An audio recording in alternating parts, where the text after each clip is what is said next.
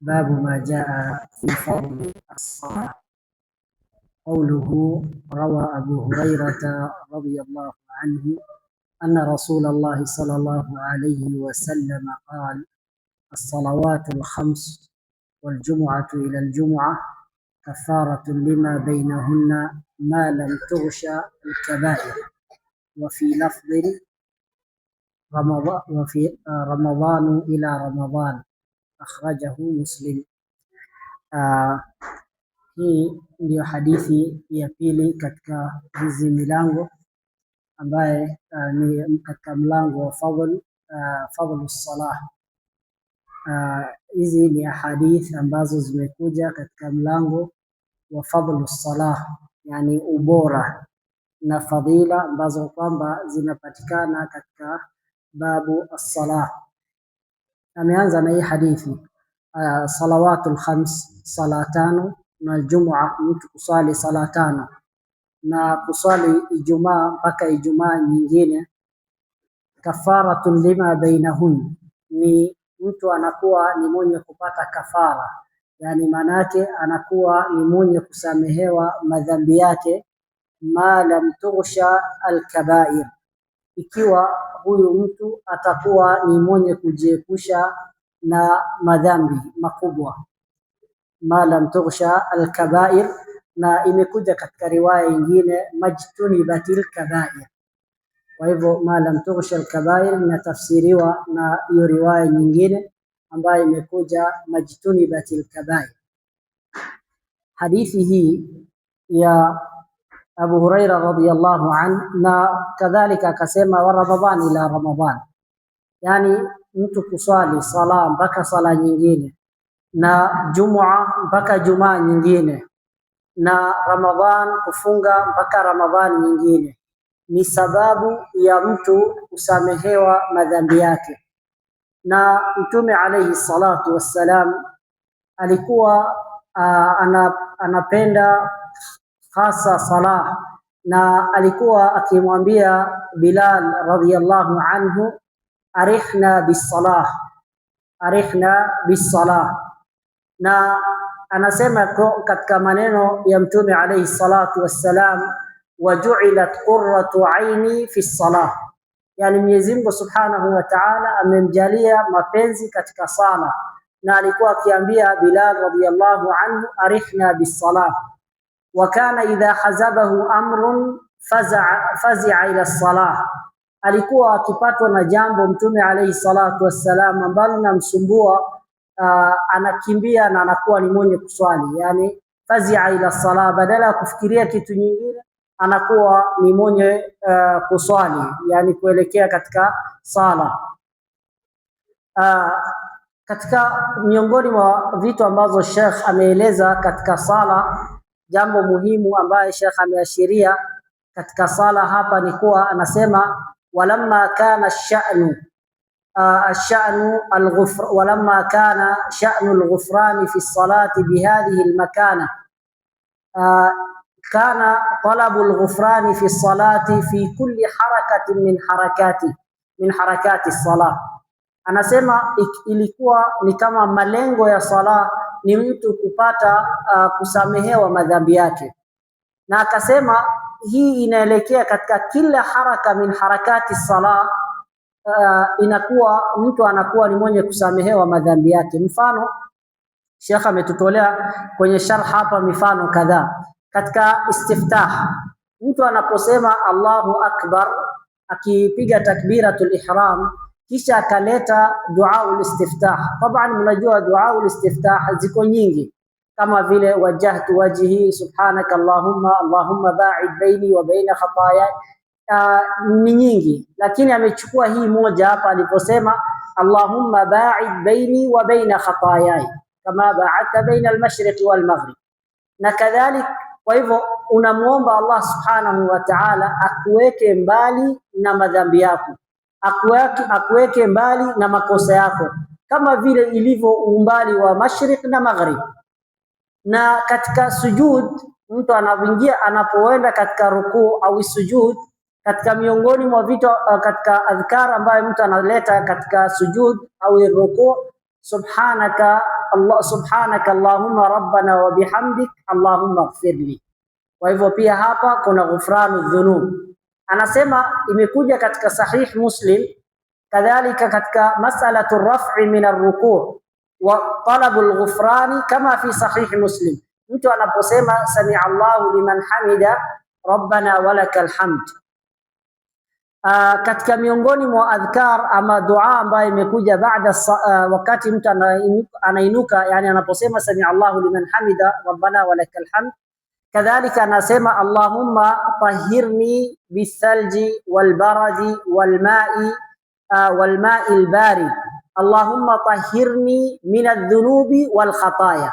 Ashahid ni katika qawluhu Allahumma tahhirni min adh-dhunubi wal khataya kama yunaqqa ath-thawbu al-abyadu min al-wasakh.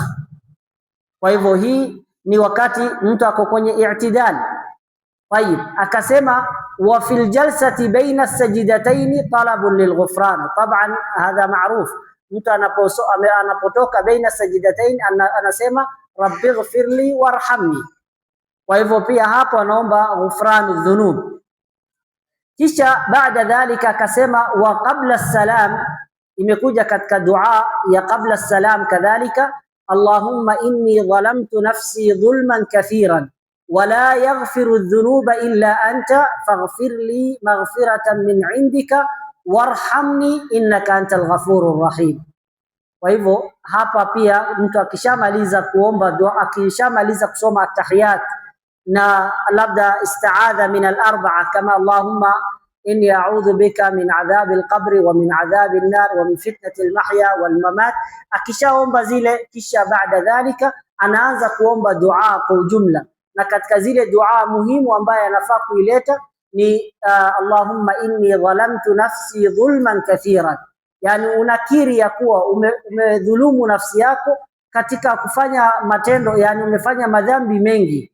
Unamwambia Allah subhanahu wa ta'ala wala yaghfiru dhunuba illa ant, na hakuna anayesamehea madhambi isipokuwa wewe Allah subhanahu wa ta'ala.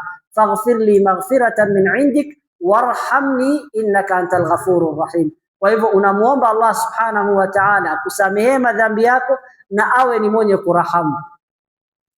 Tayib, kisha baada dhalika wa ba'da as-salami talabun lilghufran, kwa sababu ukishamaliza sala unasema astaghfirullah astaghfirullah. Kwa hivyo pia ni talabul ghufran. Kwa hivyo unaanza sala na kuomba maghfira katika Allahumma ba'id baini wa baina khataayai, na unamaliza na sala.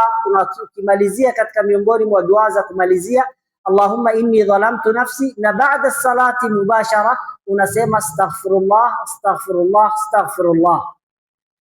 Idhan akasema fassalatu fi jami'i harakatiha wa arkaniha yatlubu almuslimu min Allahi ghufrana adh-dhunub famin a'zami mujibati naili al-ghufrani wa takfiri al-khataya. Yani sala ni sababu ya mtu kusamehewa madhambi. Anasema Sheikh, ananukuu kutoka kwa Sheikh al-Islam Ibn Taymiyyah rahimahullah, yaqul wal istighfaru yamhu adh-dhunuba wa yuzilu al-adhab. Anasema mtu kuomba astaghfirullah kwa wingi na kutoka kutafuta maghfiratu dhunub inakuwa ni sababu ya kufutiwa madhambi na inakuwa ni sababu ya kuondolewa kadhalika adhab, kama qala ta'ala wama kana Allahu mu'adhibahum wa anta fihi. Yani Allah subhanahu wa ta'ala hakuwa ni mwenye kuadhibu na wewe uko katika miongoni mwao. Wama kana Allahu mu'adhibahum wa hum yastaghfirun, yani Allah subhanahu wa ta'ala hakuwa ni mwenye kuadhibu, hakuwa ni mwenye kuadhibu waja wake, hali ya kuwa mtume alayhi salatu wassalam ako katika wama kana Allahu mu'adhibahum wa hum yastaghfirun, afwan, wama kana Allahu mu'adhibahum wa hum yastaghfirun. Yani Allah subhanahu wa ta'ala hakuwa ni mwenye kuadhibu na hali ya kuwa wao wanafanya istighfar.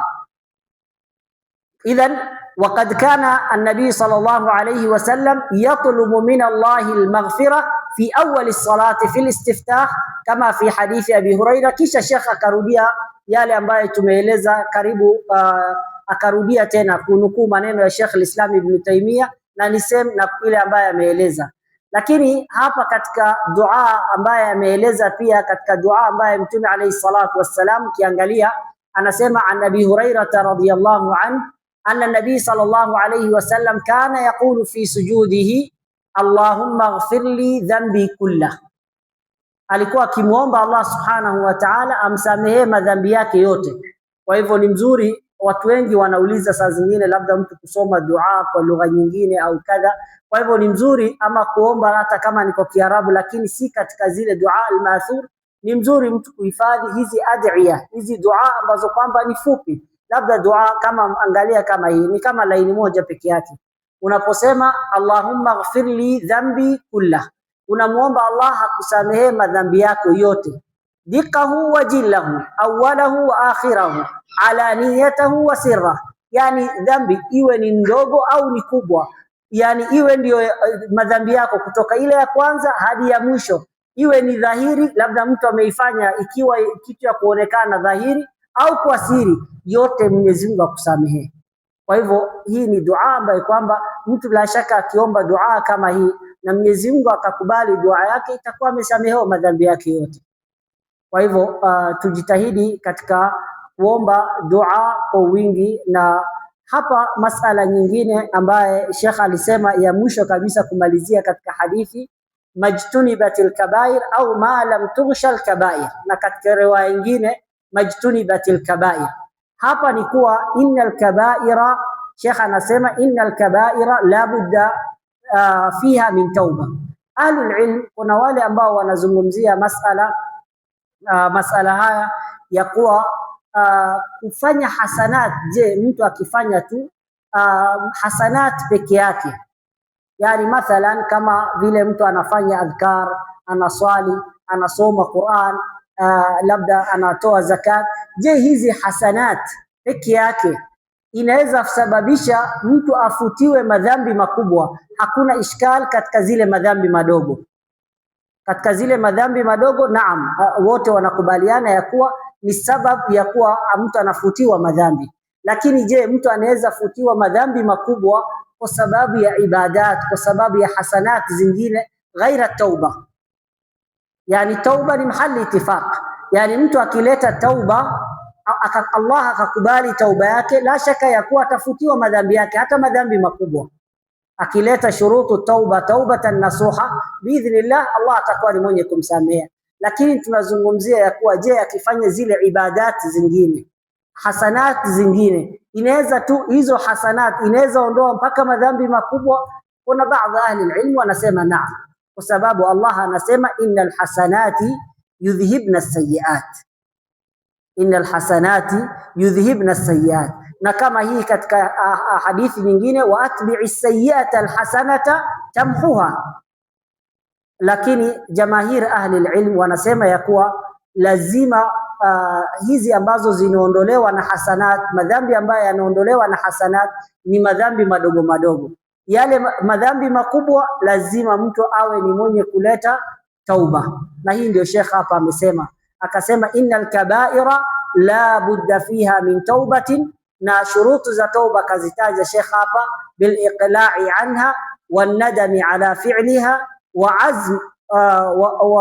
azmin ala adami al-audati ilayha. Yani awe biiqla, awalan ajiondoe katika ile dhambi, hiyo ndio sharti ya kwanza. Kisha awe ni mwenye kujuta, nadam ala fi'liha, awe ni mwenye kujuta kwa sababu ya kutenda makosa haya, alafu aazimie na aweke nia ya kuwa hatarudia dhambi kama hiyo. Na hii ni hasa ikiwa inahusiana baina yake na baina ya Allah subhanahu wa ta'ala, na ikiwa inahusiana na waja wake Allah subhanahu wa ta'ala, kama amechukua haki yao lazima aweze kuwarudishia, kama ama ni kuwaomba msamaha. Almuhim la budda an yatahallala min dhalik. Kisha baada dhalika Sheikh akataja hizi ayat, mtajtanibu kabaira ma tunhauna anhu nukaffir ankum sayiatikum. Hii ni kuonyesha kuwa madhambi zinagawanyika, kuna madhambi makubwa na kuna madhambi madogo, kwa sababu Allah anasema intajtanibu kabaira ma tunhauna anhu, ikiwa mtajiepusha na yale madhambi makubwa, Allah subhanahu wa ta'ala atakuwa ni mwenye kuwasamehea madhambi yenu yale madogo madogo ambaye ni sayiat. Na akasema katika hii nyingine, illa al-lamam alladhina yajtanibuna kaba'ira al-ithmi wal fawahish illa al-lamam. Kwa hivyo al-lamam was-saghair hizi ni zile madhambi madogo na zile zingine ni madhambi makubwa. Tayeb. وقوله روى معدان بن أبي طلحة قال لقيت ثوبان مولى رسول الله صلى الله عليه وسلم فقلت أخبرني بعمل أعمله يدخلني الله به الجنة. قال قلت بأحب الأعمال إلى الله، فسكت. ثم سألته فسكت، ثم سألته الثالثة فسكت. فقال سألت رسول الله صلى الله عليه وسلم فقال عليك بكثرة السجود لله تعالى، فإنك لا تسجد لله سجدة إلا رفعك الله عز بها درجة وحط عنك بها خطيئة. قال معدان ثم لقيت أبا الدرداء فسألته فقال لي مثل ما قال ثوبان. أخرجه مسلم. حديثه anaeleza kuwa Ma'dan anauliza Thauban radhiyallahu anhu amweleze jambo ambalo kwamba akilifanya litakuwa ni yenye, akhbirni bi'amalin a'maluhu yudkhiluni Allahu bihi aljanna, yani nieleze amal, nieleze kitu ambacho kwamba naweza kifanya na Allah subhanahu wa ta'ala awe ni mwenye kuniingiza katika janna yake kwa sababu ya hiyo amal. Thauban hakujibu hilo swali, akanyamaza. Akanyamaza mara ya kwanza, akamuuliza mara ya pili, mara ya tatu, akanyamaza. Kisha baada dhalika akamwambia ya kuwa qala sa'altu dhalika Rasulullah sallallahu alayhi wasallam, akamwambia niliuliza Mtume alayhi salatu wassalam, niliuliza Mtume alayhi salatu wassalam hilo swali, na akasema ya kuwa alaika bikathrati sujudi lillahi ta'ala, uwe ni mwenye kukithirisha kufanya kwa wingi na kukithirisha sujud kwa ajili ya Allah subhanahu wa ta'ala. Wa iktharu sujud, hakuna ibada ya kusujudu peke yake, maana yake ni sala, kwa sababu mnajua ya kuwa sujud ima mtu ana sujudu mathalan sujudu shukr au ni sujudu tilawa zile ambazo ziko na asbab, ama iwe ni katika labda ni sujudu tilawa, ama iwe sujud ya kawaida ambayo kwamba iko ndani ya sala, ama sujudu sahwi, lakini hakuna ibada peke yake ya kusujudu. Kwa hivyo ikitajwa sujud mara nyingi, ikitajwa sujud au rukuu katika hizi nusus, inamaanisha ya kuwa yani mtu afanye aswali sana, na kuswali sana inamaanisha ya kuwa awe ni mwenye kuleta sujud, awe ni mwenye kuswali sala za sunna kwa wingi. Anasema fa inna, kisha akamweleza fadilatu sujud, fadla ya mtu kusujud lillahi subhanahu wa ta'ala. Akamwambia kwanza, wewe ukitaka kuingia katika janna ya Allah subhanahu wa ta'ala, amal ambayo itakuwa ni yenye kukuingiza katika janna ya Allah subhanahu wa ta'ala, ama ni ahabbul a'mali ila Allah, amali ambayo Allah anaipenda zaidi, basi uwe ni mwenye kuswali sana. Fa innaka la tasjudu lillahi sajida, hakika wewe hautamsujudia Allah subhanahu wa ta'ala sajida moja peke yake, illa rafa'aka Allahu biha daraja wa hatta anka biha khati'a, Allah atakuwa ni mwenye kukuinua daraja kwa sababu ya hiyo sijida moja, na Allah atakuwa ni mwenye kufutia madhambi kwa ajili ya hiyo sijida moja. Na hapa labda nitakuwa ni mwenye kuikumbusha nafsi yangu pamoja na nyinyi, hasa wakati ambaye saa zingine watu wengi labda mtu anatoka anaingia katika sala pamoja na imam, anaingia katika sala pamoja na imam, labda amefika alikuwa anataka kuwahi kwenye rukuu, akifika pale kwenye rukuu imam ashainuka. Kwa hivyo kuna watu watasimama kutoka hiyo saa mpaka imam ainuke. Yani imam yuko kwenye rukuu ama ako kwenye sujud, amesema mathalan sami Allahu liman hamida, wewe umemkuta kwenye sami Allahu liman hamida au umemkuta kwenye sujud, na mtu anasimama mpaka imam atoke kwenye sijida, kwa sababu anajua ya kuwa hakuna rakaa ambayo anapata. Lakini ukiwa idha istahdharta mathalan mithla hadhihi nusus, mtu akijaribu kukumbuka nafsi kama hizi ya kuwa anakumbuka ya kuwa hakuna sajida, fa innaka la tasjudu lillahi sajida, hakuna sajida ambayo unasujudu kwa ajili ya Allah subhanahu wa ta'ala illa rafa'aka Allahu biha daraja, isipokuwa Allah atakuinua daraja na atakufutia madhambi. Kwa hivyo hata kama hujapata rakaa umemkuta imam, na aslan hiyo ni min mutaba'ati al-imam, min mutaba'ati al-imam inatakana idha sajada fasjudu wa idha raka'a farka'u, hiyo ndio asli. Kwa hivyo tujitahidi biidhnillah subhanahu wa ta'ala. Maadana akasema ya kuwa alimpata Abu Darda, anasema laqitu Abu Darda fasaltuhu, akamuuliza question ambaye ya maswali ambaye aliuliza Thauban, na akajibu Thauban akasema faqala li mithla ma qala Thauban. Yani yeye alikutana na Abu Darda, Abu Darda akajibu kama alivyojibu Thauban radhiyallahu anhu. Kwa hivyo hii inaonesha wote haulai talaqau min masdarin wahid, yani wote wameipokea mambo haya kutoka kwa Mtume alayhi salatu wassalam.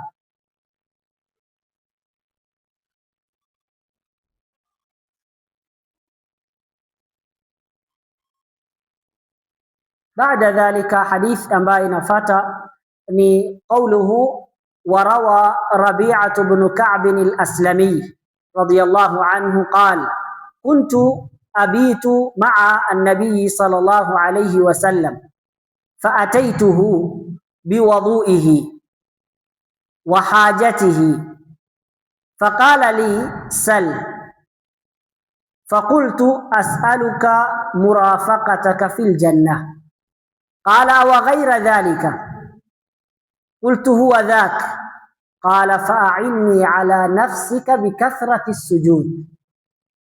أنا سمع انفرد به مسلم walaysa li Rabi'a ibn Ka'b fi sahih ghayruhu. Kwa hivyo hii hadith kuna suali ambayo labda katika hiyo hadithi ya kwanza Sheikh ameashiria hapa nukta sikukumbuka, yani ni Thauban radhiyallahu anhu alipoulizwa na Ma'dan amueleze ya kuwa ahabbu al-a'mali ila Allah au amal yudkhiluhu al-janna, ni kwa nini hakumjibu mubashara?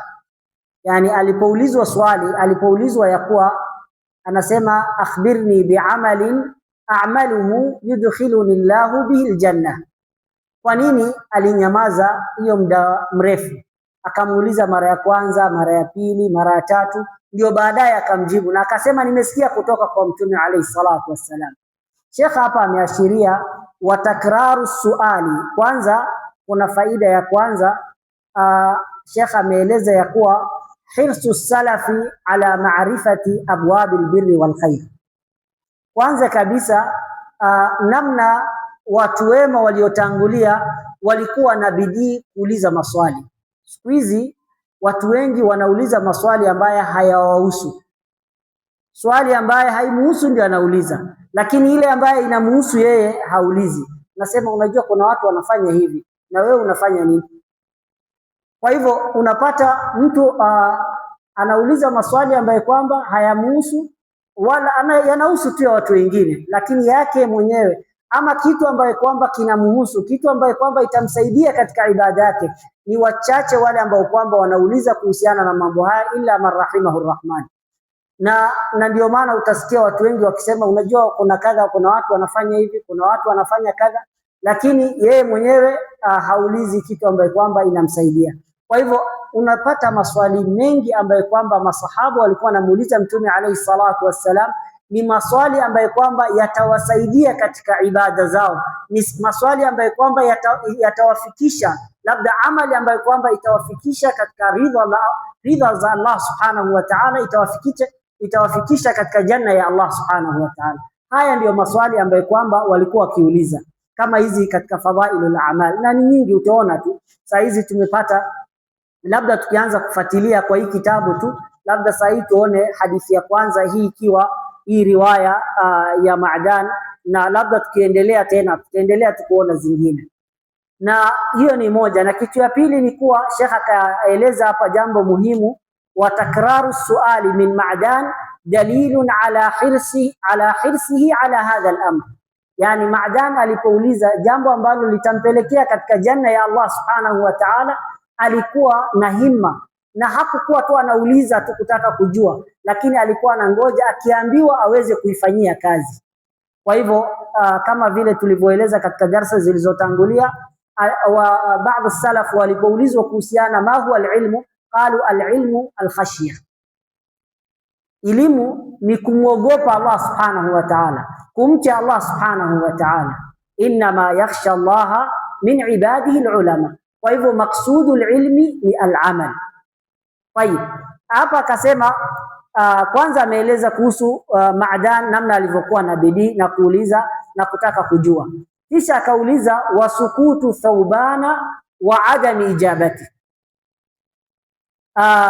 Kwa nini Thawban alinyamaza na hakujibu wa adamu ijabatihi ani suali? Kad yakunu, Sheikh anasema kad yakunu i'dhaman lilamri, huenda ikawa kuulizwa hili swali lilikuwa ni swali ambalo ni mzito, yani ni swali ambalo, kwa sababu si kitu rahisi, kitu ambacho utakifanya kisha iwe ni sababu ya wewe kuingia katika janna ya Allah subhanahu wa ta'ala. Hiyo ni ihtimal moja. Wa ihtimalu thani tashwiqan lisaili, tashwiqan lisail, yani ni kumpatia motisha na hamu zaidi yule mwenye kuuliza. Angemjibu labda mara moja, hangeshikilia na kukumbuka jambo hili, lakini alipouliza swali la mara ya kwanza na mara ya pili na mara ya tatu, na pia hii hata unaweza ona kuwa kaifa kana salaf yataadabuna ma'al ilm, yani hii inakuonyesha pia namna watu walikuwa na adabu katika elimu.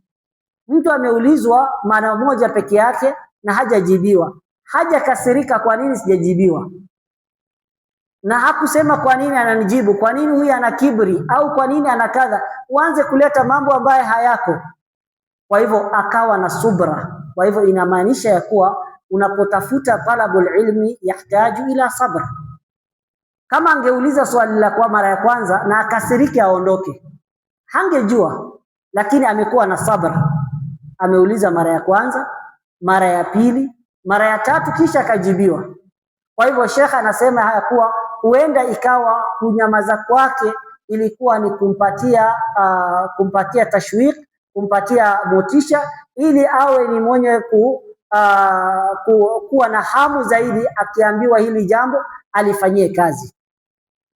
Tayib, turudi katika hadithi ambaye tulikuwa tumeanza, hadithi ya Rabi'a ibn Ka'b al-Aslami radiyallahu anhu.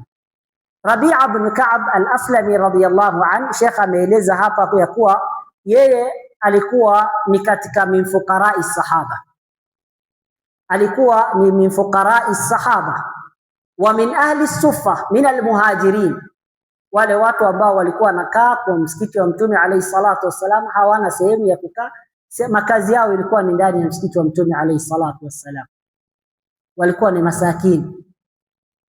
Lakini hii hadithi ambayo tuko nayo itakuonyesha himma ya hao masahaba radhiyallahu anhum. Yani masala ya kuwa na mali na kutokuwa na mali haikuwa inawashughulisha, kama vile utakavyoona masala ya Rabi'a. Na Rabi'a radhiyallahu anhu alikuwa katika wale ambao kwamba wanamfanyia khidma Mtume alayhi salatu wassalam, alikuwa anamfanyia khidma Mtume alayhi salatu wassalam. Na Mtume alayhi salatu wassalam, kuna watu wengi ambao walipata sharaf walipata sharaf kumfanyia khidma Mtume alayhi salatu wassalam. Na kulikuwa na watu ambao kwamba walikuwa kuna maslaves na kuna watu ambao kwamba walikuwa na ahrar kama Rabi'a. Rabi'a alikuwa ni mtu huru na alikuwa anamfanyia khidma Mtume alayhi salatu wassalam. Sheikh ametaja hapa kuna baadhi ya watu ambao walikuwa wanamfanyia khidma Mtume alayhi salatu wassalam ni katika ahrar kama vile Abdullah ibn Mas'ud radhiyallahu anhu. Kwa hivyo Rabi'a akaeleza kuntu abitu ma'a rasulillahi sallallahu alayhi wasallam fa ataituhu biwudu'ihi. Anasema nilikuwa na lala pamoja na Mtume alayhi salatu wassalam, alafu Mtume alayhi salatu wassalam alipokuwa anaamka usiku anataka kuanza kuswali alikuwa anamletea maji. Hapa Sheikh ametuambia kuwa ataituhu biwudu'ihi, yani bifathi alwaw, bifathi alwaw bimaana alma alladhi yutawaddau bihi wa hajatihi ay ma yahtaju ilayhi, kitu yote ambaye kwamba labda anahitaji anamletea. Kwa hivyo farqa tunasema wudu na wadhu. Wudu bidham ni kitendo, huwa alfi'l, ni kile kitendo cha kutawadha, na alwudhu bilfathi ni maji ama maji yale ambayo kwamba mtu anatawadha nayo. Kwa hivyo kuna tofauti baina, ni kama vile pia tuhur na tahur, na itakuja hadithi ambayo kwamba inshallah inakuja baada hii. Tayib, akasema ya kuwa baada dhalika alipomletea Mtume alayhi salatu wassalam yale ambayo alikuwa akihitaji, akamwambia ya kuwa sal, yani omba, ni kitu gani ambaye kwamba ungependa kuniomba. Akamwambia Mtume alayhi salatu wassalam, qultu as'aluka murafaqataka fil janna. Akamwambia nataka niwe na wewe Mtume alayhi, vile niko na wewe hapa nataka niwe na wewe katika janna. Mtume alayhi salatu wassalam akamwambia ya kuwa awa ghaira dhalika, yani atafute jambo lingine, aseme jambo lingine lisiokuwa hilo, ili la mas'alatul murafaqa fil janna aliwache, atafute jambo lingine ambalo kwamba labda anahitaji. Akasema la huwa dhaka, anasema sihitaji kitu kingine, nataka tu hiyo.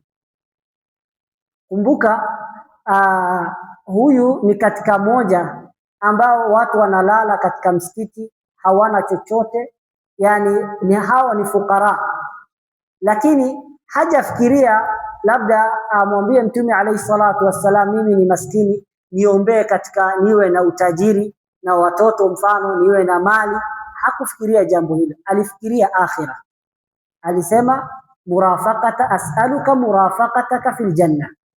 Sheikh anasema lam yaltafit ila shay'in min mata'i dunya ma annahu min fuqara'i sahaba, bal kana tatallu'uhu ila amrin 'alin wa rafi'in wa huwa murafaqatu an-nabi sallallahu alayhi wasallam fil janna.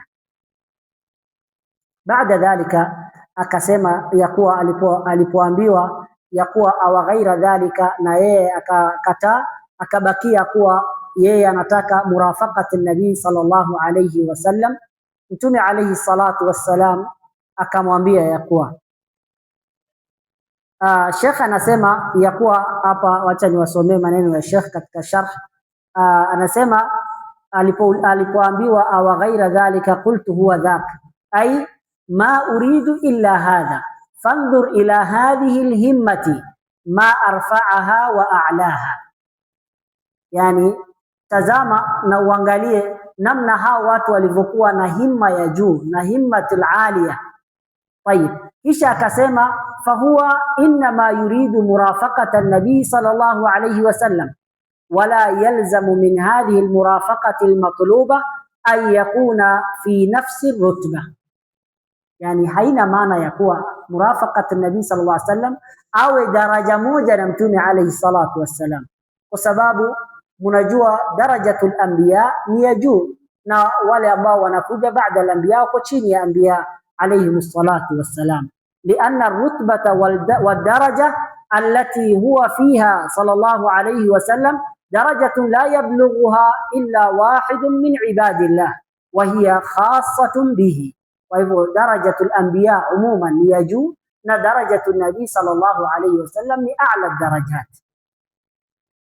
Pamoja na hivyo yeye alikuwa anataka awe na karibu na mtume alayhi salatu wassalam, asiwe mbali na mtume alayhi salatu wassalam, kama vile anavyomuona hapa duniani akiwa naye, pia anataka awe karibu na mtume alayhi salatu wassalam katika akhira. Qawluhu fa'inni ala nafsika bikathrati sujud. Idhan alipokuwa hataki jambo lingine, anataka murafaqatu nabii sallallahu alayhi wasallam, basi akaelezwa jambo ambalo kwamba litafanya yeye awe karibu na mtume alayhi salatu wassalam ni kukithirisha salah. Asema a'inni ala nafsik ay arshadahu ila khairi al-amal wal murad bi kathrati as-sujudi ay as-sujudu alladhi fi as-salati fahathahu ala as-salati wa raghabahu fiha fa salatun tilwa salati mukathiran min as-salati wa mukathiran min as-sujudi lillahi ta'ala. وليس المراد بكثرة السجود أن يسجد هكذا سجدات منفردة، إنما المراد بالسجود الذي في الصلاة. ولم يقل أعني على نفسك بكثرة الصلاة وإن كانت هي المرادة، وإنما قال بكثرة السجود تنبيها على عظم شأن السجود. يعني kuonyesha sujud ni katika min ahamil arkan, na mtu anapokuwa kwenye sujud yakunu aqrab ila Allah subhanahu wa ta'ala. Kwa hivyo mtu anapokuwa kwenye sujud anakuwa karibu zaidi na Allah subhanahu wa ta'ala. Kwa hivyo akataja sujud ambaye kwamba ni a'dhamul arkan wala yadhkur as-salah tambihan li sha'ni as-sujud. Kisha baada dhalika Sheikh akasema hapa katika qawluhu fa'inni ala nafsika bikathrati sujud, inamaanisha masala hii ni masala ya mtu kutoa bidii na kujitahidi. Alipomwambia ya kuwa a'inni ala nafsik, fihi isharatun lima fi nafsi min kabiri atharin ala al-insani, fa nafsu al-insani tahtaju ila mujahadatin wa mualaja. Yani nafsi yako kuna vitu vingi ambavyo tunataka, labda mtu anataka asome Qur'an, mtu anataka aswali, mtu anataka afunge, lakini hivi vitu vyote haviwezi kuja kwa ajili ya kuwa tu wewe unatamani kufanya. Lazima mtu ajitahidi zaidi, na Allah anasema walladhina jahadu fina lanahdiyannahum subulana wa inna Allaha lama'al muhsinin. Idhan la budda min mujahadati an-nafs. Sheikh akatoa hadithi hapa ambaye imepokewa na Imamu Ahmad wa ghairu, akasema wal mujahidu man jahada nafsahu fi ta'atillah. Kwa hivyo mujahid ni nani? Ni yule ambaye kwamba anapigana nafsi yake katika taa ya Allah subhanahu wa ta'ala, kwa sababu yani kuna saa zingine nafsi daiman inaenda kinyume na yale ambaye kwamba Allah amekuamrisha. Mfano saa hizi labda mvua kidogo ikinyesha, labda mtu alikuwa anataka kuja msikitini, kitu kidogo tu hivi akiona anawacha kuja msikitini, anasema kuna mvua. Lakini labda ingekuwa ni mambo na kuwa anaenda kazi, angeenda tu kawaida. Ingekuwa ni shughuli zingine za kawaida, angefanya tu. Labda akona meeting na wenzake, angekutana tu na wao. Kwa hivyo nafsi inahitaji mujahada. Salatul fajr imefika, unasikia hayya ala salah, hayya ala al-falah, inahitaji mtu awe ni mwenye kujikaza ili aweze kutoka katika kitanda na aweze kufika katika aweze kufika katika msikiti wakati kama huo na kuweza kutekeleza hiyo sala. Idhan hii ni masala ya mujahadatu an-nafsi. Tayeb, kisha baada dhalika akasema qawluhu وروى أبو هريرة رضي الله عنه قال قال رسول الله صلى الله عليه وسلم من تطهر في بيته ومشى إلى بيت من بيوت الله ليقضي فريضة من فرائض الله تعالى كانت خطواته إحداهما تحط خطيئة wal ukhra tarfa'u daraja, akhrajahu Muslim. Hapa kwanza kabisa katika hii hadithi ya Abi Huraira radhiyallahu anhu anatuambia Mtume alayhi salatu wassalam, man tatahhara fi baitihi, mtu akichukua udhu, akijitahirisha kutoka nyumbani. Tumezoea mara nyingi mtu anatoka nyumbani, watu wengi tunatoka nyumbani, labda msikiti iko karibu, mtu anaamka tu anaenda kutawadhia msikiti. Kwa hivyo fadhila kama hizi zinakuwa zinatupita.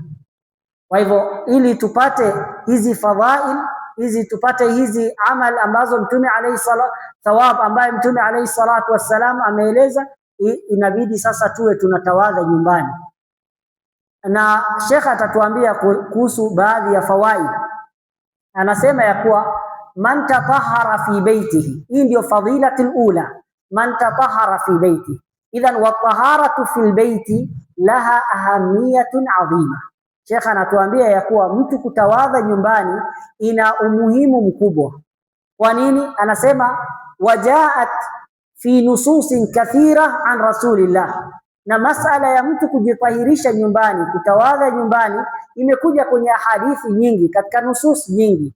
Liannaha ta'ni annaka kharajta min baytika wa mahalli rahatika wa julusika ma'a ahlika wa waladika tahiran laysa laka maqsadun wala niyatun illa as-salah. Kwa hivyo hii inaonyesha ya kuwa huyu mtu ametoka msikitini, ametoka nyumbani, anaenda ametawadha, amejitayarisha vizuri, kisha anaelekea msikitini. Hakuna kitu nyingine kimemtoa nyumbani isipokuwa nini? Isipokuwa ni kuonyesha yeye anataka kwenda kutekeleza hii ibada ya sala. Kwa hivyo hiyo, kukuwa na hiyo nia peke yake, hiyo ni katika, tumesoma hadithi ile, hadithi ya kwanza, innamal a'malu binniyat wa innama likulli imri'in ma nawa. Kisha katika akasema wa masha ila baitin min buyutillah, huyu mtu amejitahirisha nyumbani kisha akaondoka akaelekea msikitini, ila baitin min buyutillah, anaenda moja katika majumba ya Allah subhanahu wa ta'ala. Kwa hivyo kule kutembea na mtu kuelekea msikitini, hiyo pia anakuwa ni sababu ya yeye kupata thawabu nyingi. Falidhalika Sheikh akasema mwisho hapa, yambaghi lil'abdi alhirsa alayhi mastata'a lidhalika sabilan litakthiri khatawatihi ila almasajid. Yani mtu akisikia fadhila kama hizi, inatakikana kujitahidi na mtu aweze kupata zile hatua ambazo anaenda msikitini, atakuwa anapata thawabu nyingi. Sheikh akataja hapa kuna kisa moja ametaja, na nitawasomea kwa sababu kwa sababu ni katika babu ya targhib na katika fadhail al-a'mal. Anasema wa fi hadha al-bab qissatun ajiba, anasema kuna qissa ajib jaat fi sahih Muslim yarwiha Ubay ibn Ka'b radiyallahu anhu li rajulin min al-ansar, mmoja katika masahaba na alikuwa ni muansar. Anasema haithu qala Ubay radiyallahu anhu kana rajulun la a'lamu rajulan ab'ada min almasjid minhu. Anasema kuna mtu ambaye alikuwa ako mbali sana na msikiti, sijui mtu ambaye kwamba nyumba yake ilikuwa mbali na msikiti kuliko huyu. Maa dhalika kana la tukhti'uhu salatun, kana la tukhti'uhu salat, yani hakuna sala inampita kwenye msikiti, sala zote iko msikitini. Qala faqila lahu au qultu lahu, yani labda hadha shakku min arrawi, imma yeye mwenyewe ndiye alimwambia au mtu mwingine alimwambia huyu rajul min al-ansar, law ishtaraita himaran tarkabuhu fi dhalma'i, akamwambia ya kuwa unaonaje ungenunua punda huo unapanda wakati wa giza hivi, unatumia yani kipando badala ya kutembea. wa fi ramdai, yani wakati pia kuna joto pia, kwa hivyo utakuwa inakusaidia.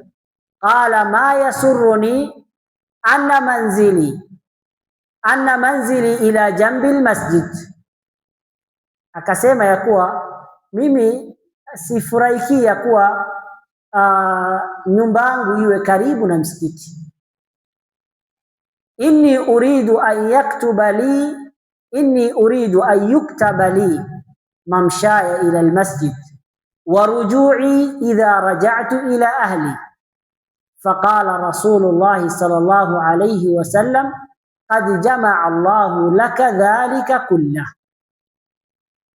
Fahadha alhirsu kana min 'azimi raghbatin wa tama'in minhu an tuktaba khutuwatuhu ila almasjidi dhahaban wa iyaban. Anasema ya kuwa Mtume alayhi salatu wassalam aliposikia kisa ya huyu mtu, kwa sababu yeye ameambiwa ya kuwa akasema mimi sitaki nyumba yangu iwe karibu na msikiti, nataka niwe mbali, ndio Allah awe ni mwenye kuniandikia hizi hatua ambazo anatembea kwenda na kurudi, yote hii niwe naandikiwa thawabu. Na Mtume alayhi salatu wassalam aliposikia maneno yake anasema qad jamaa Allahu laka dhalika kullah, Allah amekujalia na amekukusanyia mambo haya yote, utakuwa ni mwenye kupata. Nafikiri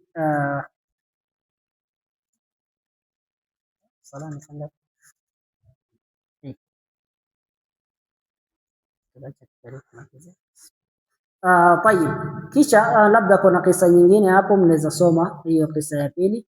Alfadila athalitha, anasema liyaqdiya faridatan min faraidi Allah. Hii ni fadila thalitha, liyaqdiya faridatan min faraidi Allahi ta'ala, yani huyu mtu ameenda msikitini moja katika majumba ya Allah subhanahu wa ta'ala ili awe ni mwenye kutekeleza faridha miongoni mwa faraid za Allah subhanahu wa ta'ala, wajibin muwajibat.